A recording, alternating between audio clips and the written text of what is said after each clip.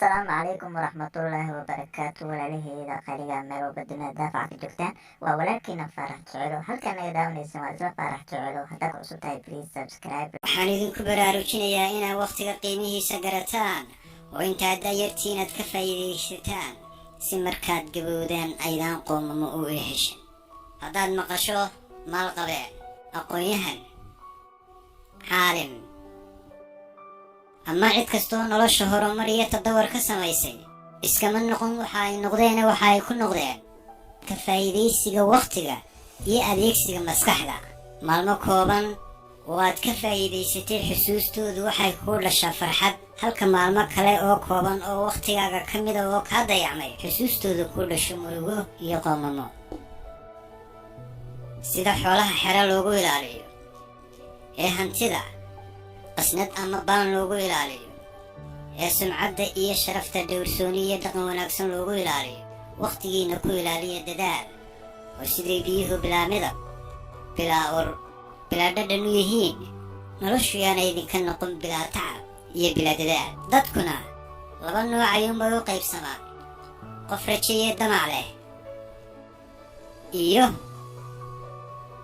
qof ujeeddo iyo qorsho leh.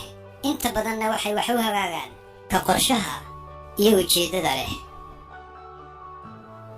war haddaanad lahayn ujeeddo iyo hadaf aad buugaagta u sidato oo aad u soo kala haso oo aad wax u baranayso, ma yeelin kartid aragti aad ka midho dhaliso. wax kastoo bataana way jabaan oo way raqiisaan.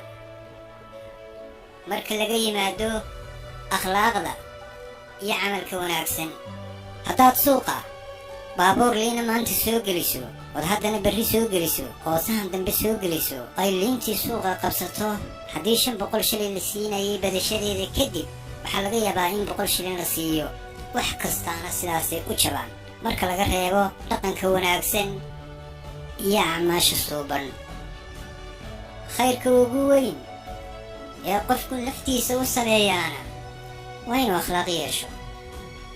qof aan aqoon lahayn oo aamusan wuxuu ka fiican yahay qof aqoon leh oo aan akhlaaq lahayn.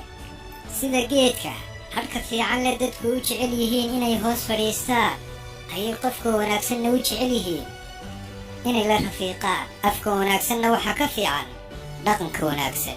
in dadku runta sheegisteeda kugu nacaana waxaa ka xun beenta sheegisteeda ay kugu jeclaadaan.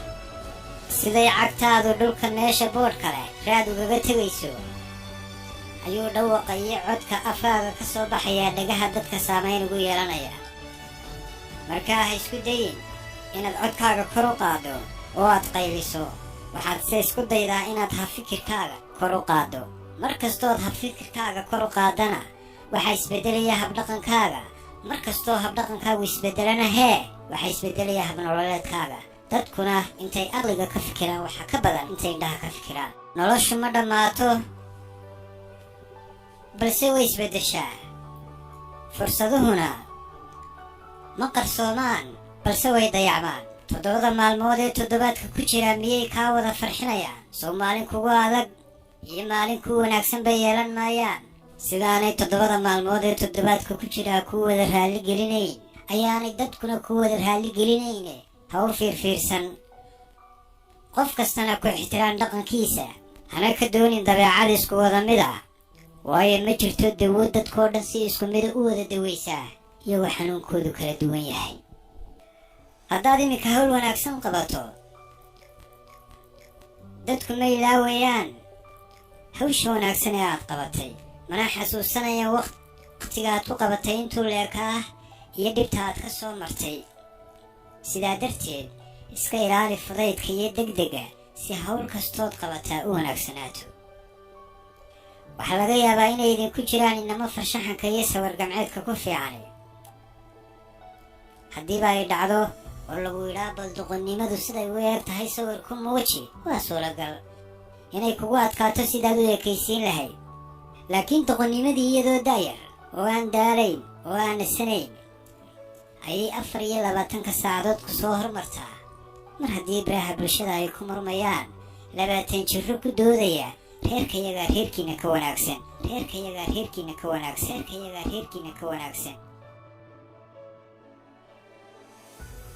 noloshu ma dhammaato